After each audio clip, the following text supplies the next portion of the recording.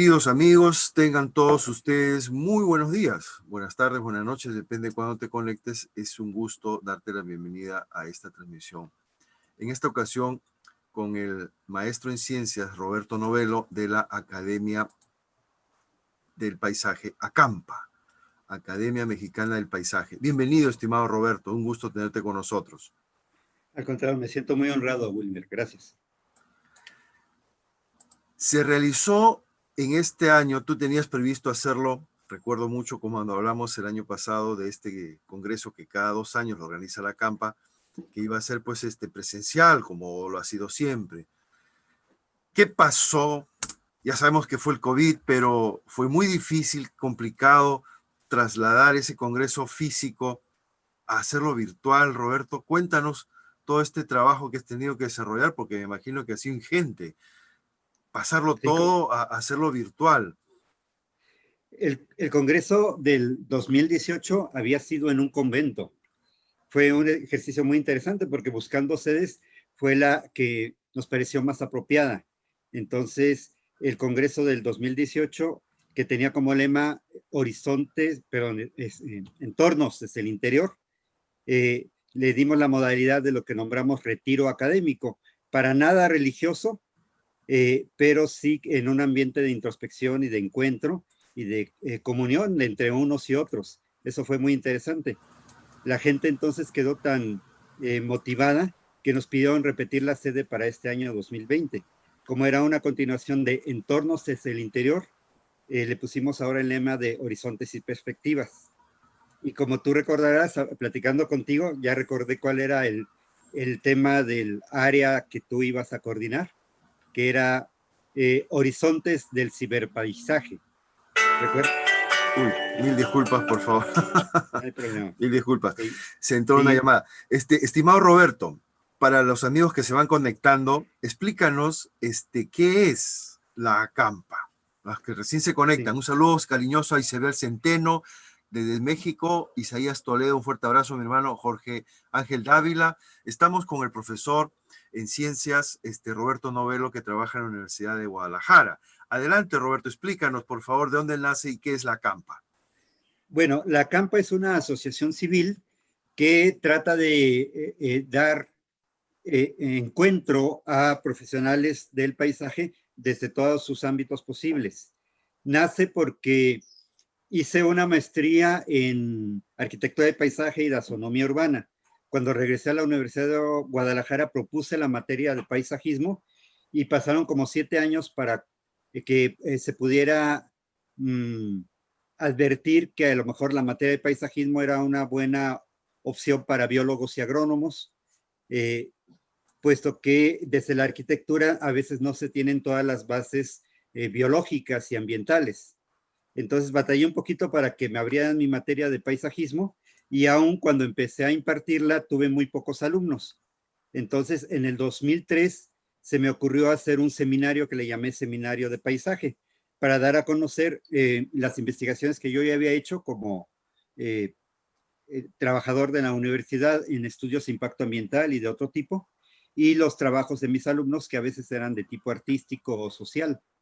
Entonces, solicité en mi centro universitario, que es el de Ciencias Biológicas y Agropecuarias, el auditorio para impartir durante una semana todo lo que ya se había acumulado de trabajos que habían sido publicados en otros lados, pero que en mi propia institución, la Universidad de Guadalajara, no se conocían. Así que en esa semana no tuve respuesta alguna de la comunidad universitaria, fueron por compromiso algunos compañeros, maestros y algunos alumnos por curiosidad, pero no sé cómo llegaron jardineros y trabajadores del Ayuntamiento de Guadalajara y Zapopan que tenían interés en temas de jardinería y de manejo forestal, ¿sí? Entonces, en esa primera semana, yo supuse que no iba a darle más promoción a mi materia. Pero un par de años después o poco antes, me encontré con alguien que había ido del ayuntamiento y me preguntó o me pidió que por qué no hacíamos una segunda versión, ¿sí? Y una compañera invitó a maestros o investigadores de otras universidades nacionales. Entonces hicimos un segundo seminario en el 2005 y un tercer seminario en el 2006. Ahí nos dimos cuenta de que organizarlo era muy complicado. Estos dos últimos fueron a nivel nacional y fueron en el Museo de Paleontología de Guadalajara, que nos abrió sus puertas muy amablemente. Ya no lo volvimos a hacer jamás en el auditorio de mi centro universitario. Y en el 2006 vimos que ya tenía forma de congreso. Habían venido de muchas universidades nacionales y habíamos impartido talleres, conferencias magistrales y ejercicios muy interesantes en relación al paisaje, caminatas, por ejemplo. ¿Sí? Así que además nos dimos cuenta de que, contrariamente a lo que pensábamos, de que llegarían jardineros, arquitectos, agrónomos, llegaron de pronto filósofos, pintores, coreógrafos, fotógrafos, literatos, y, y entonces advertimos que, a diferencia de otra sociedad que hay en México, que es la Sociedad de Arquitectos Paisajistas, que es de tipo gremial, a nuestro congreso estaban llegando personas de todos los ámbitos del conocimiento, desde la filosofía hasta el turismo, la recreación y la creación artística, ¿sí? Así fue que se nos ocurrió hacer una asociación que invitara o fuera incluyente de todas estas dimensiones del paisaje y convertir al seminario en congreso, pero hacerlo cada 2 años y cada año par. Correcto. Estimado Roberto, gracias por explicarnos. Amigos, todos los que están presentes, bienvenidos. Soy Wilmer Domínguez Remar y este día tenemos un tema muy importante. El paisaje, los paisajistas son aquellas personas técnicas que se encargan de dar belleza, sostenibilidad y cuidan nuestro paisaje, nuestro entorno. Y tienen múltiples, realmente, trabajos que hacer en diferentes áreas. El paisajismo no solamente es urbano, también hay, por ejemplo, ahora hay expertos del paisajismo trabajando en el Tren Maya, Roberto. Sí, fíjate que yo he procurado todos los medios para ponernos a la orden de este tipo de proyectos. Por ejemplo, te comentaba alguna vez a ti que nuestra propuesta sería en aquellas áreas más prístinas o más frágiles ambientalmente, donde deban protegerse especies, principalmente animales, pero también vegetales, el tren pudiera ser subterráneo o elevado. Si fuera elevado todavía sería mejor, porque sería un tren panorámico y tendría mucho mayor atractivo turístico. Pero bueno, sabemos que es más caro hacerlo elevado. Sin embargo, me parece que los que están a cargo de ese proyecto están considerando estos aspectos ambientales. Así que espero que todo resulte bien, especialmente para la naturaleza. Sí, definitivamente. Siempre sigo los avances los días lunes de estas magnas obras y me llamó poderosamente la atención cómo se tenía en consideración realizar túneles artificiales para procurar de que la flora y la fauna, porque ambos se mueven realmente, la flora a un ritmo mucho más lento y por las raíces, pero la fauna sí, túneles en los cuales el tren pasa por debajo y por la parte superior pueden transitar de un lado al otro de las vías, pues los animales, ¿no? Entonces yo creo que realmente se está haciendo un gran trabajo ahí y bueno, ya lo veremos esto pues cuando se inaugure esta obra y realmente se pueda verificar que se siguió todos estos protocolos que se tienen que tener en cuenta. Pero hoy día, estimado Roberto, quisiera que nos expliques el resumen, el, el, el corte de caja que se dice cuando uno termina un evento. ¿Cómo les fue en este evento? Yo tuve la oportunidad de participar en algún momento, me pareció formidable todos los ponentes, realmente temas muy interesantes. Les he pedido a muchos de ellos que participen en este programa y estamos coordinando para hacerles entrevistas a los ponentes. Pero haznos tu resumen, ¿cómo consideras que ha sido este evento, que es totalmente novedoso ya que he tenido que ser virtual, estimado Roberto? Claro, desde el año 2008, cada 2 años, tenemos el Congreso de Ciencia y Arte del Paisaje. Cada edición ha tenido un formato, un lema y unos colores distintivos. Entonces, ha sido muy interesante que cada congreso ha tenido su dimensión. En esta ocasión, casi estábamos a punto de abortar el proyecto del Congreso, del séptimo Congreso de Ciencia y Arte del Paisaje, en la modalidad anterior. Y bueno, de hecho, tú fuiste uno de los que me introdujo aquí en Zoom, y en muy poco tiempo, yo creo que en cosa de un mes, nuestros asistentes frecuentes nos exhortaron a que lo hiciéramos de manera virtual.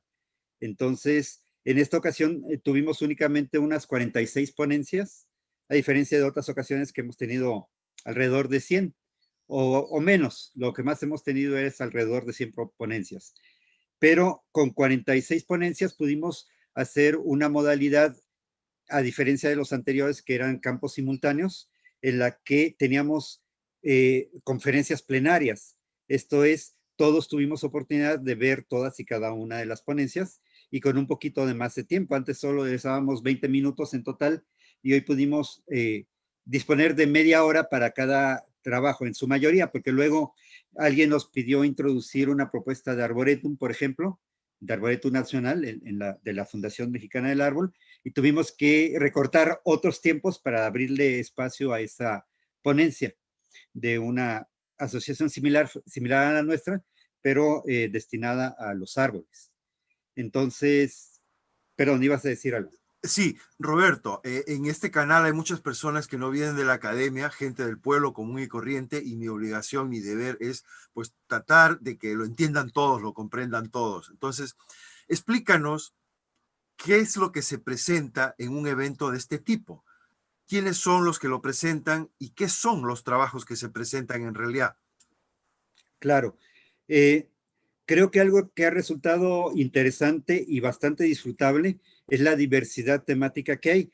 Curiosamente, desde luego el hilo conductor, el bajo continuo, el común denominador es el paisaje, pero alguien decía justamente en el Congreso, hay tantos paisajes como seres humanos.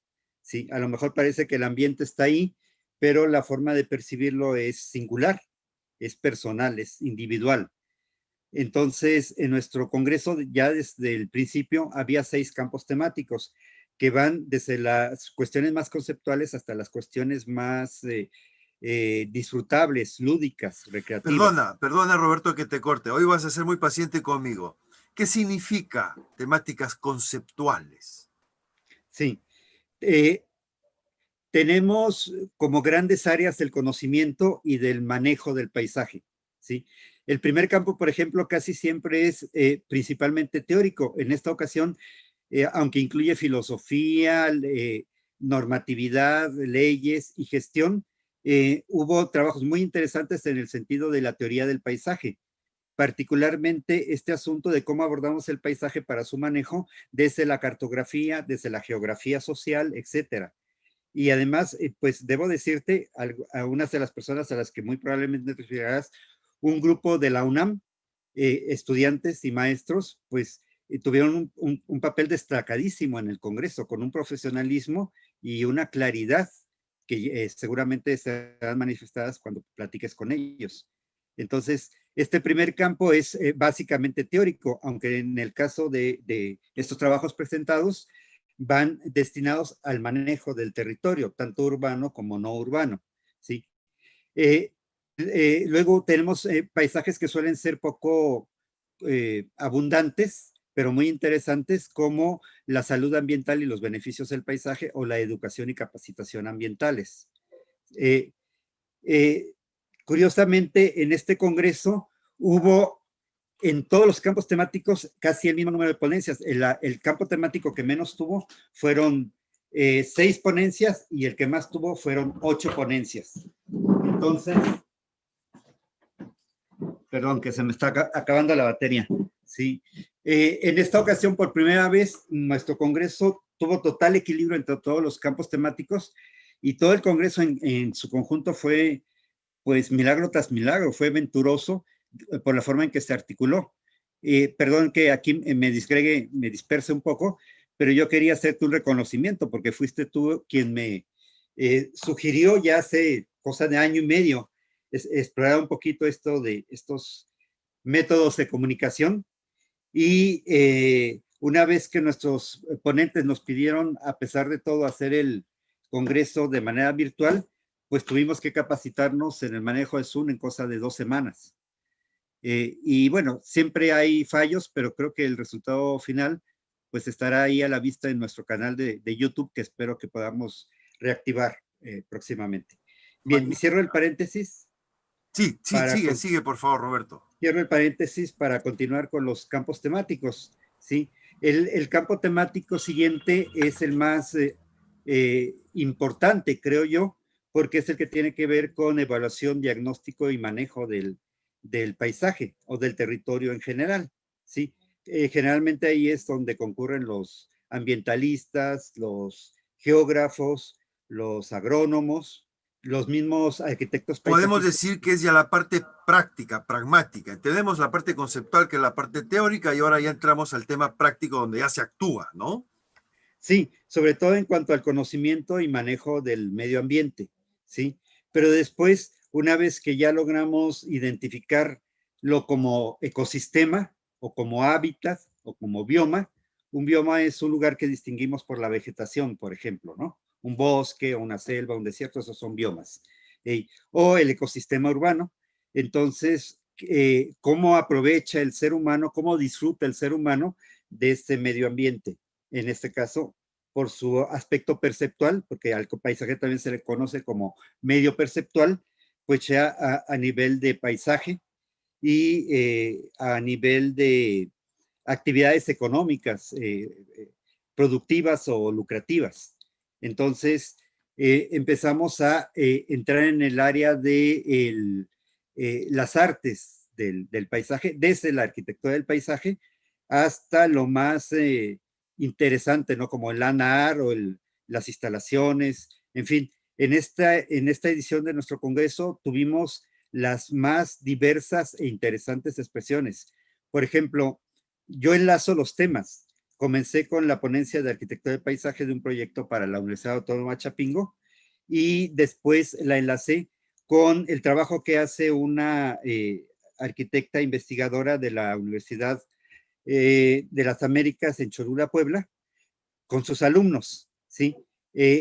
A lo que se le llama peripatética, salir con ellos, con los alumnos, y dialogar sobre ciencia, y concretamente sobre ciencia del paisaje o la percepción del paisaje, y pedirles trabajos de exploración del territorio urbano mediante la toma de fotografías, ¿sí? Entonces, a esto le llaman los paisajistas también deriva.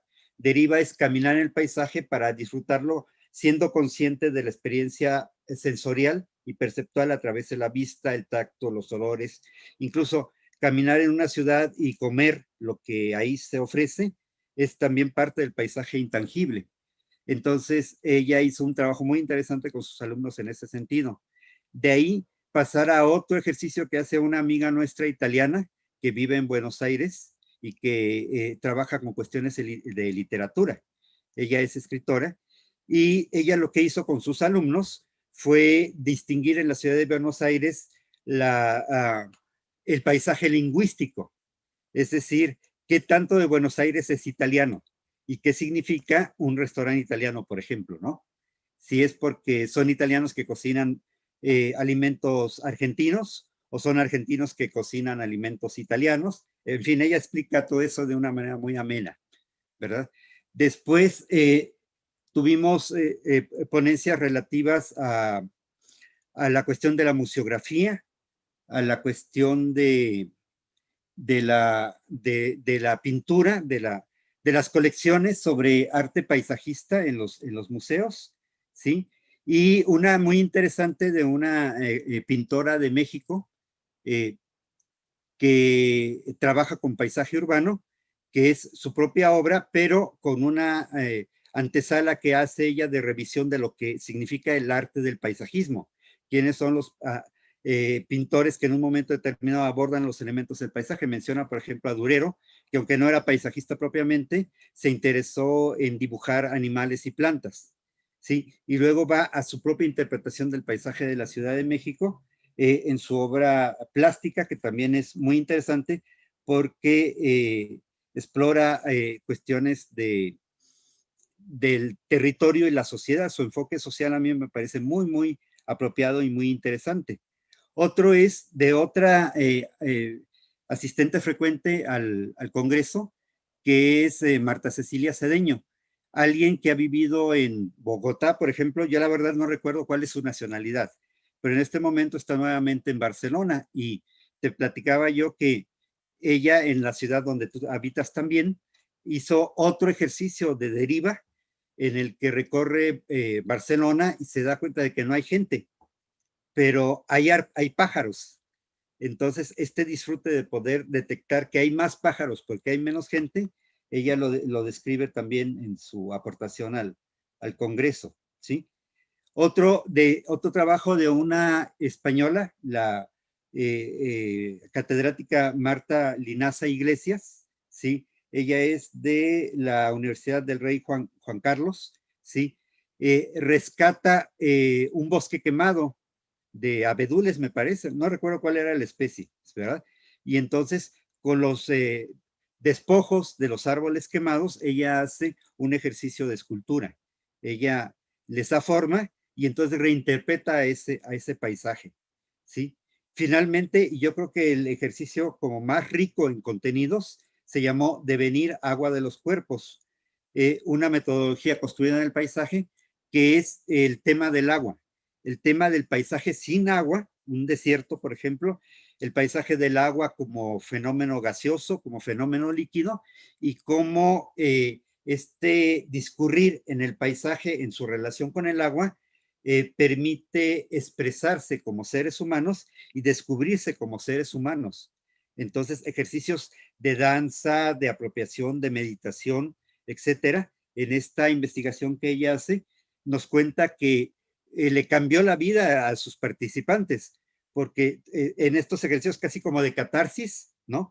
O de una profunda relación intelectual, espiritual o creativa en la relación con el ambiente, pues origina los efectos que ella documenta en un video que también está disponible pues en nuestro canal, y que pues compendia toda esta posibilidad de vivencialidad del paisaje, ¿no? El último campo temático es el de turismo, recreación y turismo. Pero bueno, aquí me callo yo porque creo que ya hablé mucho. No, para nada, estimado Roberto. Termina, por favor, la exposición con este campo del turismo, por favor. Adelante. Sí, mira, en el campo de turismo fue en el único campo que tuvimos únicamente tres ponencias, eh, pero todas ellas muy interesantes. Por ejemplo, una que presentó, la que fue mi maestra de arquitectura de paisaje en Chapingo, cuando hice la maestría en la División de Ciencias Forestales, ella es agrónoma. Fue en relación a los ahuehuetes. Eh, Curiosamente, este congreso se enmarcó de una manera muy apropiada, y ahorita rehablaré de eso, en el tema del agua, ¿sí? Ahuehuete es el árbol nacional de México. Su nombre viene del náhuatl ahuehuetl, que quiere decir viejo, y atl, que quiere decir agua. Los ahuehuetes se llaman así porque son árboles maravillosos de las coníferas, emparentados con los pinos, los cedros, etcétera, pero una familia aparte. Es una familia que solo tiene una o dos especies, no se ponen de acuerdo si son variedades o son dos especies, del género Taxodium, es la familia Taxodiaceae, ¿sí? Pero todos los árboles que pertenecen a esa familia se caracterizan por necesitar mucha agua, son hidrófilos y son bueno, forman bosques de galerías porque están a los márgenes de los arroyos o a las orillas de los lagos o cerca de los pantanos. Entonces, se llaman viejos del agua porque son árboles que viven muchísimo tiempo y requieren de mucha agua para vivir, están siempre cerca del agua. El más célebre de ellos es el árbol de Santa María del Tule en Oaxaca, que es el árbol más corpulento, el organismo más corpulento del planeta Tierra. Pero en nuestro congreso anterior habíamos tenido como invitado al doctor Villanueva, un dendrólogo, ¿cómo se llama? Cronodendrólogo. Él se ha dedicado a estudiar, a localizar y estudiar a los árboles más viejos de México, por lo menos, seguramente también del mundo, y ha encontrado que hay árboles incluso más viejos que el de Santa María del Tule. Algunos en ambientes tan adversos que su forma, su aspecto no es saludable, ni su tamaño es espectacular o su porte es bello. Pero esta maestra recapitula lo que ella llamó los legendarios ahuehuetes y habla de que hay ahuehuetes pues con estas características, ¿no? Entonces, se habló del municipio de Bahía de Banderas, por ejemplo, y de la vegetación urbana en la ciudad de Jiquilpan de Juárez, en Michoacán. Esas fueron las ponencias de el campo de turismo. Pero daba la casualidad de que como en el congreso anterior habíamos hecho un simposio arbóreo, ¿sí? Para desarrollar un tema del que ya he platicado contigo, que es el de los árboles notables, ¿verdad? Los árboles notables que adquieren jerarquía legal cuando los denominas árboles patrimoniales. Entonces, en la Academia Mexicana de Paisaje hicimos durante una cuestión de 3 años una investigación y un trabajo encaminado a definir los criterios de patrimoniabilidad arbórea que exponemos en un libro que presentamos llamado Los árboles patrimoniables o patrimoniales de Guadalajara. Le pusimos la B entre paréntesis. Esos árboles patrimoniales, podríamos decir una analogía que son bienes que se tienen que proteger, ¿no? Son especies arboríferas, son árboles que debemos cuidarlos, ¿no es cierto? Sí, en efecto. Nosotros proponemos la figura, además del árbol patrimonial, del árbol prospecto, ¿sí? Que son los árboles que en este momento no cuentan con las características para ser declarados patrimoniales. Por ejemplo, no tienen más de 50 o 60 años, pero pueden llegar a ser patrimoniales, porque son especies interesantes botánicamente, porque son importantes científica o ecológicamente. Nosotros establecimos una serie de criterios. Incluso, por ejemplo, algo tan importante como la relación que tiene un árbol determinado con su entorno social inmediato.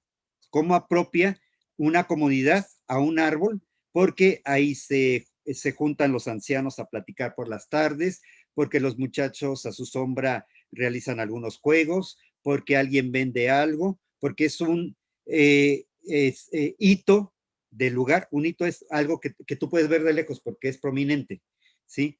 Que sirve para orientarse en la dinámica de la pragmática humana, de la legibilidad urbana, ¿verdad? O de la orientación. Entonces, ahí va, un árbol puede ser estratégico en un momento determinado y puede tener muchas virtudes que a la mayoría de la gente nos pasan inadvertidas.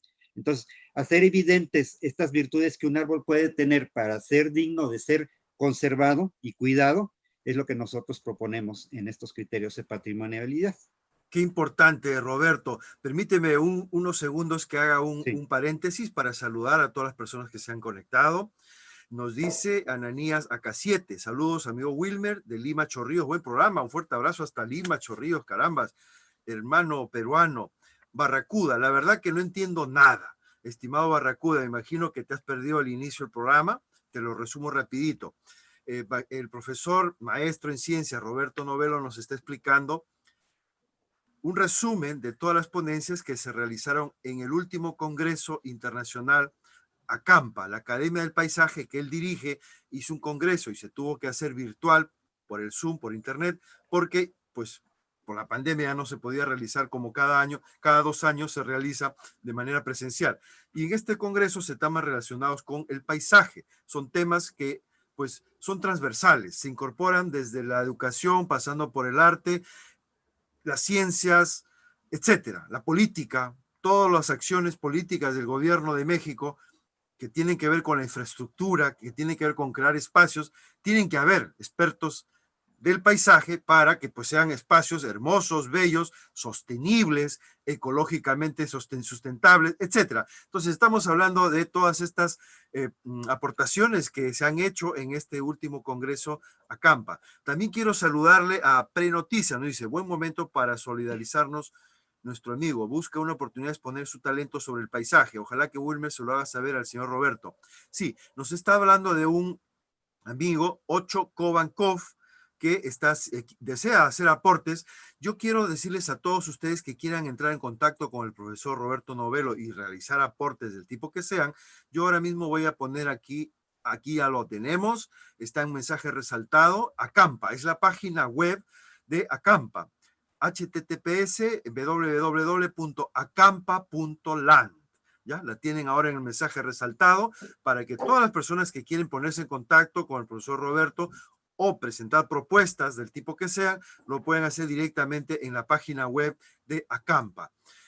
Bien, estimado Roberto, qué fantástico, realmente es fascinante lo que nos cuentas, lo que nos explicas, cómo debemos realmente a nuestros árboles protegerlos porque representan muchísimo para nuestras culturas.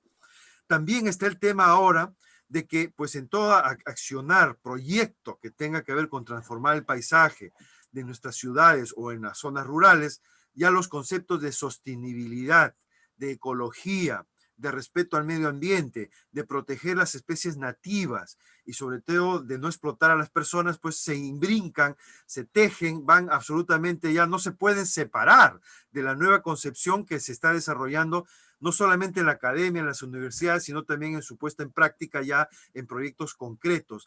¿Cómo ves con el gobierno de Andrés Manuel López Obrador? No sé si tú ves una nueva realmente actitud hacia respetar los, digamos, los planteamientos que desde la academia se están promoviendo, como en este caso la Academia del Paisaje. ¿Ves tú que se está avanzando o no respecto a los gobiernos anteriores? Sí, mira, antes de que se me pase y de contestar a tu pregunta, quiero ofrecer a tu audiencia mi humilde disponibilidad, sea por correo electrónico o hasta por mi teléfono particular, mi WhatsApp. Con mucho gusto, si quieren comunicarse con nosotros, pueden hacerlo a mi correo personal, que es robertonovelo@gmail.com. robertonovelo@gmail.com. Tengo un correo institucional que es muy parecido, pero es más complicado. Es roberto.novelo@académicos.udg.mx. También tenemos el correo del Congreso, que es congresodepaisaje@gmail.com, pero ese está un poquito saturado en este momento. Y mi Claro. número es bueno, estábamos en México, la clave de México es 52 y mi número es 333-074-77,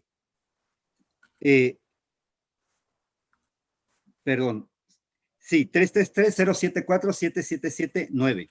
Es que había Perdón, otra manera de decirlo más fácil. repítelo más despacio para ponerlo en pantalla, estimado ¿Cómo Roberto. no? 33 36 30 36 30 74 74 77 77 79. 79. Esa es la manera de Perfecto. decirlo fácil. Y el 33 email es 30 robertonovelo, todo seguido, sí, @gmail.com, ¿sí? gmail.com. Sí, la Perfecto. manera Ahora de lo ponemos. marcarlo más fácil es como lo iba a decir al principio: 333 074 7779. ¿Mm? Entonces Eh, ahí estamos a ver, perdón. Eh, el teléfono es 363 no, 333. 333, ¿sí? Ajá. ¿Qué más? 074 7779. 074-779. Perfecto. Ok. Ahora sí. 3 veces 7. Sí. Ok. Bien, amigos, ya lo tenemos publicado. Pueden verlo. Acá lo voy a poner en el mensaje, en el comentario. Tienen el correo, ya lo están viendo ahí como un comentario resaltado. robertonovelo@gmail.com. Directamente es el correo de profesor Roberto. Y su teléfono con el prefijo 52 333 074 7779. ¿Es correcto, Roberto? Correcto. Muy bien, Perfecto. sí. Muy Bueno, bien, continúa, Roberto. sí. Adelante. Mira, para cerrar el contenido del Congreso, te decía yo que cada Congreso tiene su contenido, su tema, su estilo y sus colores. En ocasiones anteriores, por ejemplo, nosotros hemos tenido la propuesta de que, siendo la Academia Mexicana de Paisaje, existe la oportunidad de que converjan mediante nosotros diferentes ópticas, profesiones y abordajes del paisaje. Entonces, hemos pretendido poner en contacto, por ejemplo, a los artistas con los ingenieros o a los fotógrafos con los filósofos, etcétera, ¿sí? Y hemos tenido propuestas como como la cuestión de las especies nativas. En el 2012 hicimos un simposio sobre especies nativas con potencial ornamental. Nuestra idea era que como los arquitectos paisajistas no encuentran en los viveros las plantas que ellos saben que podrían utilizar, y los viveristas o productores de plantas no saben qué plantas demandan los arquitectos paisajistas, podíamos formar como una comunicación entre todos ellos para que se preservaran, protegieran y produjeran estas especies nativas y fueran usadas en la arquitectura del paisaje mexicano. Lamentablemente, tú lo sabes, a veces hay muy buenas ideas, pero necesitamos trabajar todos y necesitamos abrirnos a la oportunidad de ser colaborativos más que competitivos, y eso hasta la fecha pues sigue siendo un poco difícil, ¿sí? Te comentaba yo que en nuestro congreso reciente fue protagónico el tema del agua. El agua estuvo presente en muchísimas ponencias, en especial en aquellas del campo de salud ambiental y beneficio del paisaje. Y algo que no había dicho en nuestro congreso es que tú sabes que de las lunas, la de octubre es la más bella. Seguramente algunos conocen esa canción, es un bolero. Dice, de las lunas, la de octubre es la más bella. Cuando nosotros decidimos pasar la celebración de nuestro congreso de junio, que habían sido los seminarios nacionales sobre paisaje, al Congreso de Ciencia y Arte del Paisaje en octubre, decidimos que lo sincronizaríamos siempre con la luna llena de octubre. Y ocurrió que en este año, octubre tiene dos lunas llenas, una al principio del mes y una al final. La primera era entre el día 1 y 3 y la última entre el día 29 y 31, ¿sí? Y nosotros habíamos tenido una iniciativa de la que te voy a platicar, que es muy importante. Nuestro congreso se llama de Ciencia y Arte del Paisaje, y a nivel internacional, o por lo menos a nivel nacional, no hemos encontrado a un personaje más interesante en cuanto a que haya conjugado la ciencia y el arte de manera tan magistral como Gerardo Murillo. Gerardo Murillo, el doctor AC, es decir, el doctor Agua, ¿sí? Que es un paisajista excelente. A mí me encantan sus cuadros, pero algo muy interesante que ocurrió con él es que él tuvo la oportunidad de documentar el nacimiento y crecimiento y desarrollo del volcán Paricutín, que es el único volcán en la historia de la humanidad que ha sido documentado históricamente. Hay la historia de que un agricultor llamado Juan, que había sembrado maíz en su parcela, vio que empezaba a salir una columna de humo, ¿sí? Y empezó a hacerse un montón de lava o de cenizas alrededor de esa columna, ¿sí? Y entonces Gerardo Murillo, que era pintor, pero se había especializado en muchas otras áreas del conocimiento y estaba interesado por la vulcanología. Había, por ejemplo, pintado a los volcanes Iztaccíhuatl y Popocatépetl, como lo había hecho su maestro, el paisajista mexicano más famoso, José María Velasco. Pues no perdió la oportunidad de estar ahí para ver cómo eran las erupciones del volcán y pintar todo eso. Tiene una serie de cuadros maravillosos en relación a la documentación artística y gráfica de este volcán. Entonces, creemos que el doctor Ak es un personaje que resume este ánimo de cómo convergen en el paisaje las ciencias y las artes. Y da la casualidad que el doctor Ak, Gerardo Murillo, nació un 3 de octubre. Entonces, enmarcamos a nuestro congreso actual de Ciencia y Arte del Paisaje llamado Horizontes y Perspectivas en los 3 primeros días de octubre para cerrar con la conmemoración del natalicio del doctor Act y proponer la cátedra doctor Act y proponer también que el día 13 de octubre sea denominado Día Nacional o si es posible Día Internacional de la Ciencia y Arte del Paisaje. En especial porque ya hay un Día Internacional del Paisaje que se celebra el 20 de octubre y pensamos que podemos hacer una especie de jornada de paisaje entre el 3 y el 20 de octubre, el día que proponemos como de Ciencia y Arte del Paisaje y el Día Internacional del Paisaje. ¿Sí? Entonces, es lo que quería decir. Y no he olvidado tu pregunta que aquí tengo anotada, pero veo que quieres hacer algún comentario. Sí, Roberto, mira, qué importante que también las personas que han contribuido de manera significativa en el tema del paisaje o la ecología o el arte sean también reconocidas, ¿no? Y ahora vemos cómo el presidente Andrés Manuel López Obrador, pues trata de reconocer siempre, sobre todo a los personajes históricos, dentro del ámbito político especialmente, ¿no? Pero no solo un país se construye con la política, se construye también con sus científicos, con sus maestros, sus artistas, y debemos ampliar la mirada. Entonces, en este canal, tiene siempre la puerta abierta, Roberto, se nos ha acabado el tiempo. Mil disculpas, por favor, te voy a invitar otro día para hacer otro programa más amplio. Es fascinante, pero quería que invites tú mismo a todas las personas a que se interesen por el tema del paisaje, que participan, que sepan que no solamente desde la academia se puede participar, sino que es algo que compete a todos los ciudadanos realmente, porque es inmersos en el paisaje, ya sea rural, natural o urbano, en el que actuamos, nos movemos, hacemos nuestras vidas, y qué mejor pues que siempre tratemos de que sean lugares hermosos, lugares sanos, saludables y sobre todo armónicos. Te dejo, estimado Roberto, con tus últimas apreciaciones para ir cerrando el programa. Sí. Mil disculpas, por favor, se nos ha pasado el tiempo. No, al contrario. Adelante, Roberto. Entonces, la respuesta a tu pregunta quedará para otra ocasión, pero sí creo que vale la pena cerrar con la idea de que estamos en un excelente momento para recapitular, para reconsiderar, para reorientar todas nuestras acciones a nivel humano, a nivel social, a nivel científico.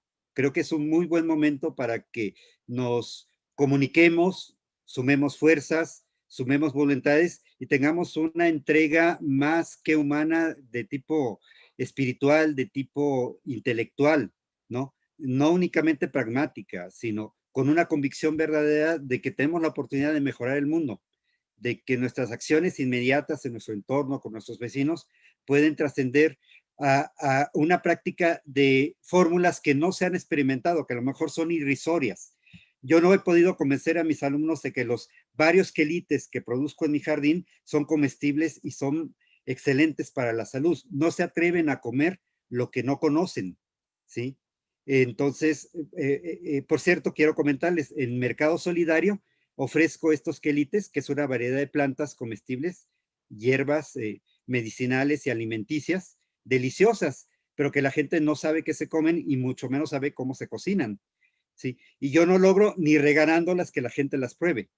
Entonces, estamos en tiempos inéditos, estamos en una oportunidad estupenda en todos los sentidos, incluso la pandemia nos abre oportunidades que no habrían surgido de no ser por esta aparente desventura.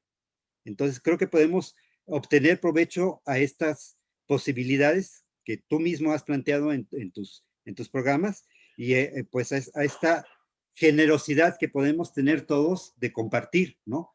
Yo estoy plenamente convencido de que el abordaje competitivo no es productivo. El abordaje colaborativo no solo es productivo, sino que es potencializador. Entonces, creo que vale la pena que olvidemos nuestros miedos y nos abramos a la posibilidad de trabajar juntos y de compartir iniciativas, ideas. Y bueno, quedo a sus órdenes. Como ya que ya dijiste, Wilmer, nuestra página es www.acampa.land. Acampa es el acrónimo de Academia Mexicana de Paisaje. Nuestro correo robertonovelo@gmail.com o congresodepaisaje@gmail.com y mi WhatsApp 3330 747779. 1.000.000 de gracias, Wilmer. De nada, Roberto, ha sido un gusto, hermano. Hay muchísimos temas que desarrollar.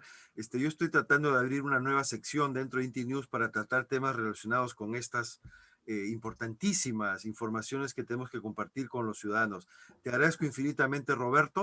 Entonces, quedamos para otro programa, para seguir con esta charla tan fantástica. Yo creo que ha sido un éxito. Hay muchísima gente que lo ha visto este programa, que lo seguirá viendo, y me reafirmo pues en toda mi colaboración para seguir entrevistando a los ponentes que participaron en ese importantísimo evento.